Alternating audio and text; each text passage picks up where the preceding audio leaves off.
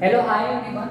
देखो लास्ट के अंदर हमने क्या कवर किया था। लास्ट के अंदर जनरली हमने ये पढ़ा था कि जो हमारी मेटल्स होते हैं वो मेटल अपनी स्टेट को चेंज कर सकते हैं। किस हिसाब से चेंज कर सकते हैं उसकी दो कंडीशंस टर्म्स होती है। इन द केस अगर हम टेम्परेचर के अंदर कुछ चेंजिंग करते हैं तब भी मेटल की स्टेट चेंज हो जाती है। इन द केस अगर हम प्रेशर के अंदर चेंजिंग करते हैं तब भी चेंज हो जाती है। वहाँ पे देखो हमने एक टर्म पढ़ा था, वो क्या था, बॉइलिंग पॉइंट। तो बॉइलिंग पॉइंट अपन किसे कहते हैं? एक ऐसा टेम्परेचर जिस टेम्परेचर के ऊपर हमारा लिक्विड गैस के अंदर कन्वर्ट हो जाए, तो उस टेम्परेचर को हम जनरली क्या कंसीडर करते हैं? उस टेम्परेचर को हम बॉइलिंग पॉइंट कहते हैं। तो इन द केस वाटर के अंदर वो बॉइलिंग पॉइंट क्या थी? 100 डिग्री सेल्सियस थी। अब यहाँ पे एक न्यू टर्म आया है, इवेपोरेशन। तो इवेपोरेशन क्या प्रोसीजर होता है? एक ऐसा प्रोसीजर जिस प्रोसीजर के अंदर हमारा लिक्विड गैस के अंदर कन्वर्ट हो जाए किसी भी टेम्परेचर के ऊपर बॉइलिंग पॉइंट को छोड़कर, तो उस प्रोसीजर को हम क्या कहते हैं? इवेपोरेशन कहते हैं। तो देखो बॉइलिंग पॉइंट के अंदर भी लिक्विड गैस में कन्वर्ट होता है, इवेपोरेशन के अंदर भी लिक्विड गैस के अंदर कन्वर्ट होता है। मगर बॉइलिंग पॉइंट के ऊपर वो उसका खुद का टेम्परेचर होता है जिसे अपन बॉइलिंग पॉइंट कहते हैं। मगर इवेपोरेशन के अंदर किसी भी टेम्परेचर के ऊपर अगर लिक्विड गैस में कन्वर्ट हो जाता है तो उसे हम इवेपोरेशन कहते हैं। अब देखिए एक एग्जांपल बताऊं। जैसे हमें पता है कि वाटर का बॉइलिंग पॉइंट क्या होता है? 100 डिग्री सेल्सियस होता है। जैसे सपोज कीजिए अगर आप कपड़े अपने वॉश कर बाहर जो आपकी होती है किसी भी थ्रेड के ऊपर आप ऐसे सुखाते हो कपड़े, तो जैसे आप कपड़े सुखाते हो तो क्या उन भीगे हुए कपड़ों को आप 100 डिग्री सेल्सियस गर्म करते हो पानी को निकालने के लिए? हम हमारे भीगे हुए कपड़ों से पानी को निकालने के लिए 100 डिग्री सेल्सियस तो नहीं देते टेम्परेचर। मगर कुछ टाइम के बाद में वो सारा का सारा वाटर क्या हो जाता है? इवेपोरेट हो जाता है, वेपर्स के अंदर कन्वर्ट हो जाता है, वो हमारे कपड़े सूख जाते हैं। अब देखिए हमने ना 100 डिग्री सेल्सियस के तक टेम्परेचर को चेंज किया, विदाउट चेंजिंग इन टेम्परेचर के भी हमारा वाटर पूरा इवेपोरेट हो गया। तो इस प्रोसीजर को हम क्या कहते हैं? इवेपोरेशन कहते हैं। यहाँ पर क्या होता है? इस प्रोसीजर के अंदर हमारा वाटर हमारे एनवायरनमेंट से हीट को एब्जॉर्ब कर लेता है, उसी हीट को गेन कर अपने आप को किस में कन्वर्ट कर देता है? अपने आप को वेपर्स के अंदर कन्वर्ट कर देता है। तो सिंपली आपको ये वाला टॉपिक या ये इवेपोरेशन टर्म समझ में आ गया होगा कि एक ऐसा प्रोसीजर जिस प्रोसीजर के ऊपर वाटर या कोई भी लिक्विड अपनी बॉइलिंग पॉइंट अटेन करने के बगैर ही अपने आप को वेपर्स के अंदर या गैस के अंदर चेंज कर दे, तो उस प्रोसीजर को हम इवेपोरेशन कहते हैं। जैसे एक और मैं बताऊं, जैसे सपोज कीजिए हम हमारे फ्लोर को धोते हैं, वॉश करते हैं तो पानी से, तो उस कंडीशन के बाद में हमारे फ्लोर के ऊपर भी कुछ पानी होता है और कुछ टाइम के बाद में वो सारा का सारा पानी सूख जाता है। अब हम हमारे फ्लोर को देखो गर्म तो करते नहीं है, फिर भी वो पानी सूख जाता है। वो कैसे सूख जाता है कि जो हमारी उसी टेम्परेचर के ऊपर जो हमारा एटमॉस्फेरिक या जो हमारा आसपास का सराउंडिंग का टेम्परेचर होता है, उसी टेम्परेचर के ऊपर हमारा सारा का सारा लिक्विड गैस के अंदर कन्वर्ट हो जाता है। तो किसी भी टेम्परेचर के ऊपर अगर लिक्विड गैस में कन्वर्ट होता है बॉइलिंग पॉइंट को छोड़कर, तो उस कंडीशन के अंदर हम उस वाले प्रोसीजर को क्या कहते हैं? इवेपोरेशन कहते हैं। अब देखो यहाँ पे एक चीज आपको समझनी पड़ेगी कि इवेपोरेशन ऐसे ही नहीं होता है। इवेपोरेशन क्या करता है कि सराउंडिंग की जो हीट होती है उसको एब्जॉर्ब कर अपने आप को गैस के अंदर चेंज कर देता है। अब सराउंडिंग की हीट एब्जॉर्ब करेगा तो जो सराउंडिंग का टेम्परेचर होगा वो क्या हो जाएगा? कम हो जाएगा। इसी कारण जो मिट्टी के अंदर हमारे मिट्टी के बर्तनों के अंदर जो वाटर या लिक्विड हम रखते हैं, वाटर रखते हैं, जनरली वो ठंडा क्यों होता है? क्योंकि जो मिट्टी का पोर्शंस होते हैं, जैसे एक मिट्टी का बना हुआ एक बर्तन है, अब ये मिट्टी का बना हुआ बर्तन है, इसके अंदर हमने वाटर फिल कर दिया, तो वाटर क्या हो जाता है? वाटर बेसिक एब्जॉर्प्शन के कारण वाटर के मॉलिक्यूल्स इस मिट्टी के सरफेस के या इस मिट्टी के बर्तन के बाहर आ जाते हैं। अब बाहर आने के बाद में ये क्या करते हैं? हमारे आसपास वाले एटमॉस्फेयर के अंदर ये इवेपोरेट हो जाते हैं। तो इस प्रोसीजर में इवेपोरेशन हो जाता है। अब ये क्या, मैंने कि एक चीज आपको बताई कि इवेपोरेशन के अंदर हीट, सराउंडिंग की हीट होती है, वो वाटर मॉलिक्यूल्स क्या कर लेते हैं? एब्सॉर्ब कर लेते हैं। तो इस कंडीशंस के अंदर भी जो सराउंडिंग की हीट होगी वो सारी की सारी हीट ये मॉलिक्यूल्स एब्सॉर्ब कर लेंगे। तो सराउंडिंग के अंदर देखो एक बाहर वाली भी सराउंडिंग आती है और जिससे अटैच हुए वो भी।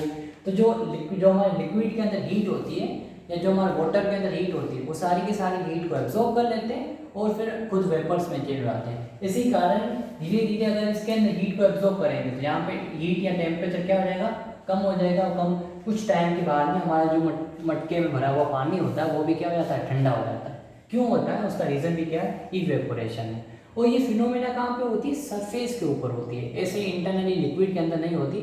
लिक्विड किस सरफेस के ऊपर प्रेजेंट है उस सरफेस के ऊपर इवेपोरेशन होती है। अब देखो कुछ और टर्म्स है क्या, इवेपोरेशन किस चीज़ के ऊपर डिपेंड करती है। हाँ, इवेपोरेशन भी अलग अलग फैक्टर्स के ऊपर डिपेंड करती है। तो यहाँ पे आप देख लीजिए वो कौन से, एक तो देखो टेम्परेचर के ऊपर, अगर टेम्परेचर इंक्रीज होगा इन्वायरमेंट का तो इवेपोरेशन का भी प्रोसीजर क्या हो जाता है, इंक्रीज हो जाता है। दूसरा विंड, अगर विंड स्पीड मतलब हवा की स्पीड इंक्रीज होगी, एयर की स्पीड इंक्रीज होगी तो इवेपोरेशन का प्रोसीजर भी क्या हो जाता है, इंक्रीज हो जाता है। थर्ड कंडीशन है ह्यूमिडिटी, इन द केस अगर ह्यूमिडिटी इंक्रीज होती है तो इवेपोरेशन क्या हो जाते हैं, कम हो जाते हैं। जो हमारे एसी और रेफ्रिजरेटर्स है वो भी किस पे काम करते हैं, इवेपोरेशन में काम करते हैं। आपने अक्सर देखा होगा कि बारिश या रेनी सीजन के अंदर हमारे एसी काम करना छोड़ ही देते हैं। क्यों, रीज़न ये होता है क्योंकि बारिश के अंदर हमारे इन्वायरमेंट के अंदर ह्यूमिडिटी क्या हो जाती है, इंक्रीज हो जाती है। इसी ह्यूमिडिटी इंक्रीज होने के कारण इवेपोरेशन का प्रोसीजर अच्छे तरीके से हो नहीं पाता, और फिर यही रीज़न होता है कि हमारे रेफ्रिजरेटर्स वगैरह या मटके के अंदर भरे हुए पानी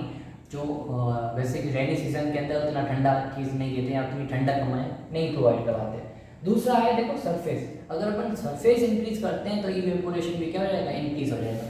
जैसे कैसे, जैसे सपोज कीजिए देखो ये क्या है, बोर्ड है। अब बोर्ड के ऊपर मैं यहाँ पर एक वाटर ड्रॉप डाल दूँ, क्या वो वाटर ड्रॉप सूख जाएगा, तो उसका आंसर यस ऑफ कोर्स वो सूख जाएगा, मगर वो क्या करेगा, टाइम लगाएगा, कुछ कम से कम 5 मिनट भी लगा सकता है, 10 मिनट भी लगा सकता है एक वाटर का ड्रॉप। अभी मैं इसी पानी को मैं क्या करता हूँ, इसी ड्रॉप को मैं पूरे ऐसे करके ऐसे पूरे मैं सरफेस के ऊपर फैला दूँ। जैसे मैं सरफेस के ऊपर फैला दूंगा तो वो विद इन 3 to 5 सेकेंड्स के अंदर पूरा का पूरा वाटर ड्रॉप क्या हो जाएगा, इवेपोरेट हो जाएगा। अब यहाँ पे देखो हमें एक चीज़ आपको नोट करनी पड़ेगी कि यहाँ पे हमने क्या किया, यहाँ पे जनरली हमने सरफेस को इंक्रीज किया, तो सरफेस को इंक्रीज करते ही इवेपोरेशन क्या हो गया, इंक्रीज हो गया। सेम तरीके से टेम्परेचर को इंक्रीज करते ही इवेपोरेशन क्या हो जाता है, इंक्रीज हो जाता है। इसी वजह से गर्मियों के दिनों के अंदर भी जो मटके के अंदर भरा हुआ पानी होता है वो बहुत ज़्यादा ठंडा होता है, और दूसरा विंड ज़्यादा होने के कारण भी इवेपोरेशन क्या होता है, इंक्रीज हो जाता है। अब देखो नेक्स्ट है अपन का inter conversion of matter state. Matter की स्टेट्स क्या होती रहती है, चेंज होती रहती है, वो सब हमने पढ़ लिया है, तो अपन एक शॉर्ट टर्म के अंदर फिर से अपन रिवाइज कर लेते हैं। अब देखो एक एरो के हिसाब से आपको समझना है, अगर लिक्विड गैस के अंदर कन्वर्ट होता है तो इस प्रोसीजर को अपन क्या कहते हैं, वेपोराइजेशन कहते हैं, या अपन बॉइलिंग पॉइंट भी कहते हैं। अगर गैस लिक्विड के अंदर चेंज हो जाए तो उस प्रोसीजर को अपन क्या कहते हैं, कंडेंसेशन कहते हैं। अब गैस लिक्विड के अंदर कब होती है, जब रेनिंग होती है। देखो रेनिंग की कंडीशन के अंदर हमारे क्लाउड्स के अंदर क्या भरी हुई होती है, गैस भरी हुई होती है, और टेम्परेचर और प्रेशर के कारण वो किस में कन्वर्ट हो जाते हैं, सारा का सारा गैस फिर से लिक्विड में कन्वर्ट हो जाता है, रेन ड्रॉप्स के अंदर या वाटर ड्रॉप्स के अंदर कन्वर्ट हो जाता है। तो जो रेनिंग वाला एग्जांपल है वो किसका है, कंडेंसेशन का। तो लिक्विड गैस में कन्वर्ट हो उस प्रोसीजर को वेपोराइजेशन कहेंगे, और गैस फर्दर से लिक्विड के अंदर कन्वर्ट हो जाए तो उस प्रोसीजर को हम क्या कहेंगे, कंडेंसेशन। और एग्जांपल क्या आ जाएगा अपन का, रेनिंग या क्लाउड से जो रेनिंग होती है वो कंडेंसेशन का एग्जांपल। अब दूसरा देखो, लिक्विड सॉलिड में कन्वर्ट हो जाए तो उसे अपन कहते हैं सॉलिडिफिकेशन कहते हैं, या अपन फ्रीजिंग कहते हैं। और दूसरा देखो क्या होता है, सॉलिड लिक्विड के अंदर कन्वर्ट हो जाए उसे अपन मेल्टिंग पॉइंट कहते हैं, या अपन फ्यूजन भी कह सकते हैं। थर्ड देखो एग्जांपल क्या है अपन का, सॉलिड गैस के अंदर कन्वर्ट हो उसे अपन क्या कहते हैं, सब्लिमेशन। वैसे तो सॉलिड पहले लिक्विड में होता है उसके बाद में गैस में होता है, मगर सॉलिड डायरेक्टली गैस में भी हो सकता है कन्वर्टर। किस किस केस में, जैसे हमारे पास जो कपूर की गोलियां होती है, कपूर की गोलियों के अंदर क्या होता है, सॉलिड ही होते हैं। कुछ दिनों पर अपन हमारे कपूरों के अंदर या कहीं पर रखते हैं तो कुछ टाइम के बाद में वो कपूर की गोलियां गायब हो जाती है, तो वो गायब नहीं होती, वो बेसिकली कपूर सॉलिड होता है, किस में कन्वर्ट हो जाता है, वो गैस के अंदर कन्वर्ट हो जाता है। तो इस प्रोसीजर को जब सॉलिड गैस में कन्वर्ट हो जाए तो उसे क्या कहेंगे, अपन सब्लिमेशन कहेंगे। और यहाँ पे देखो हमने डेफिनेशन भी लिखी है सब्लिमेशन की, एग्जांपल क्या है, कपूर। नेक्स्ट देखो, अगर गैस सॉलिड के अंदर कन्वर्ट हो जाए तो उस प्रोसीजर को डिपोजिशन कहते हैं, और एग्जांपल क्या है, स्नोफॉल। देखो जो नॉर्थ पोल और साउथ पोल के अंदर टेम्परेचर कम होने के कारण जो हमारे क्लाउड्स होते हैं वहाँ पे रेनिंग नहीं होती, वो क्लाउड्स डायरेक्टली किस में चेंज हो जाते हैं, हमारे आइस स्पीसीज के अंदर या स्नो के अंदर चेंज हो जाते हैं। तो देखो हमारे क्लाउड्स के अंदर क्या होती है, गैस, किस में चेंज हो रहा है, स्नो। स्नो देखो क्या होती है, सॉलिड। तो गैस किस में चेंज हो रहा है, सॉलिड के अंदर। तो हमने यहाँ पे ये तो कहा कि अगर गैस सॉलिड के अंदर चेंज होता है तो उस प्रोसीजर को हम क्या कहते हैं, डिपोजिशन कहते हैं। तो ये दोनों टर्म्स या दोनों डेफिनेशन हमने यहाँ पे लिख ली है। अब देखो एक और शॉर्ट हमारा लास्ट टॉपिक है, उसके बाद में कुछ क्वांटिटीज है। ये क्या है, देखो ये टॉपिक बेसिकली है लेटेंट हीट ऑफ वेपोराइजेशन और लेटेंट हीट ऑफ फ्यूजन। ये आप सिंपली अच्छे तरीके से समझ लीजिए कि जो इन चीज़ों की मेल्टिंग पॉइंट या बॉइलिंग पॉइंट होती है, तो सबसे पहले अपन बॉइलिंग पॉइंट उठाते हैं। जैसे आपने एक कप के अंदर वाटर लिया, उसको आपने 100 डिग्री सेल्सियस तक गर्म किया, इसका टेम्परेचर 100 डिग्री पहुंच गया, मगर ये वाटर वेपर्स के अंदर कन्वर्ट नहीं होने वाला। अभी तो हमने कहा कि वाटर की बॉइलिंग पॉइंट क्या होती है 100 डिग्री सेल्सियस, मगर 100 डिग्री सेल्सियस पहुंचने के बाद में भी उसे 0.2 या 0.05 मतलब थोड़े और अमाउंट की क्या होती है हीट की रिक्वायरमेंट होती है। अगर वो थोड़ी बहुत अमाउंट की हीट मिल गई तो फिर ये क्या हो जाएगा, ये सारा लिक्विड वेपर में कन्वर्ट हो जाएगा। तो छुपी हुई हीट होती है जो अपन को रिक्वायर्ड होती है किसी भी लिक्विड को उसी के मेल्टिंग पॉइंट, उसी के बॉइलिंग पॉइंट के ऊपर ही उसको गैस में कन्वर्ट करने के लिए, तो उस रिक्वायर्ड अमाउंट ऑफ हीट को क्या कहते हैं, लेटेंट हीट ऑफ वेपोराइजेशन। जैसे यहाँ पे हमारे पास एक कप पे इसके अंदर वाटर है और इसका टेम्परेचर कितना है 100 डिग्री सेल्सियस, मगर ये अभी भी क्या है, अभी भी ये वेपर्स के अंदर कन्वर्ट नहीं हो रहा है। अब हम क्या करते हैं, फर्दर थोड़ी और हीट देते हैं, टेम्परेचर कितना होता है T1, टेम्परेचर ये था T1 100.02।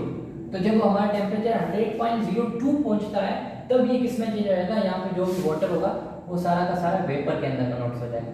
तो देखो बॉइलिंग पॉइंट के ऊपर आने के बाद में भी जो थोड़ी बहुत अमाउंट की हीट की रिक्वायरमेंट पड़ती है, फिर उस जो थोड़ी अमाउंट की होती है जैसे 0.02 जैसे इस केस के अंदर, उसके बाद में ये क्या हो जाएगा, ये वाला वाटर बेसिकली हमारा, ये वाला वाटर अपनी बॉइलिंग पॉइंट आने के बाद में जो ये लिक्विड से गैस स्टेट के अंदर चेंज हो जाएगा। तो उस प्रोसीजर को क्या कहते हैं, लेटेंट हीट ऑफ वेपोराइजेशन। ये सिंपली ये बोले कि कोई भी लिक्विड अपने बॉइलिंग पॉइंट पहुंचने के बाद में भी एक कुछ अमाउंट की हीट की रिक्वायरमेंट उसे पड़ती है, वो अगर उसे मिल जाए तो फिर वो किस में कन्वर्ट हो जाता है, वो बेसिकली लिक्विड टू गैस में कन्वर्ट हो जाता है बॉइलिंग पॉइंट में पहुंचने के बाद में।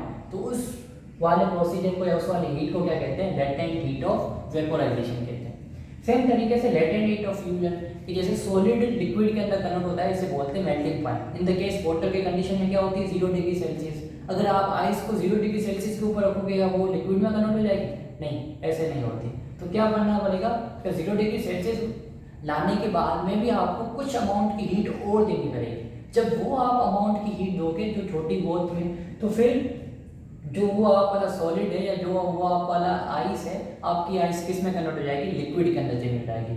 तो आपने मेल्टिंग पॉइंट लाने के बाद में भी थोड़ी बहुत जो हीट दी है, उस हीट को अपन क्या कहते हैं, लेटेंट हीट ऑफ फ्यूजन कहते हैं। तो जब बेसिकली कहाँ पे लिक्विड गैस के अंदर कन्वर्ट होता है, अपनी बॉइलिंग पॉइंट आने के बाद में भी कुछ अमाउंट की हीट की रिक्वायरमेंट पड़ती है, तो उस हीट को कहते हैं लेटेंट हीट ऑफ वेपोराइजेशन। और सॉलिड अपने मेल्टिंग पॉइंट आने के बाद में भी कुछ हीट की अमाउंट की रिक्वायरमेंट पड़ती है, तो उसके बाद में बेसिकली हमारा सॉलिड किस में कन्वर्ट हो जाता है, लिक्विड के अंदर। तो उस वाली टेम्परेचर को या उस वाली हीट को क्या कहते हैं, लेटेंट हीट ऑफ फ्यूजन कहते हैं। अब देखो उसके बाद में अपन का एक छोटा टॉपिक है, वो अपन कंटिन्यू करते हैं।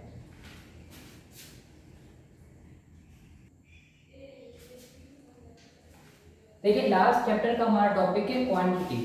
तो क्वांटिटी हम किसे कहते हैं, क्वांटिटी का मतलब ऐसा होता है ऐसी कोई भी चीज़ वर्ल्ड के अंदर जो हम मेजर कर सकते हैं, तो उस चीज़ को हम क्या कहते हैं, क्वांटिटी कहते हैं। कि सपोज कीजिए ये आसपास के अंदर हमारी क्या सारी चीज़ें होती है, जैसे देखो हमारे पास क्या होती है, अगर हम दूध खरीद कर आते हैं, लेकर आते हैं, दूध किस में अपन मेजर कर सकते हैं उसको, 1 लीटर में, 2 लीटर में, 3 लीटर में। तो दूध क्या हो गई, एक क्वांटिटी हो गई। सेम तरीके से पेट्रोल लेने जाते हो तो वो भी क्या होगी, एक क्वांटिटी होगी।